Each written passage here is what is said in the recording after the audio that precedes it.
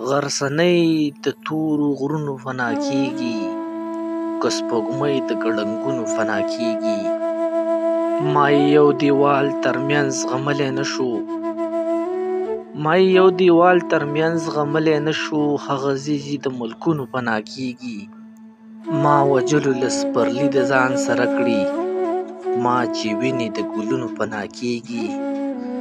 د مخ سروې د اسمان لمنې سرې کړي، لکه لمر د چنارونو فنا کیږي. په کوڅو کې څوک د مینې رڼا ویشي، چې تیارې د ګوډ پیرونو فنا کیږي.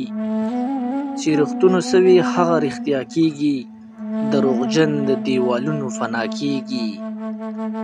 دغه چا ورته زما د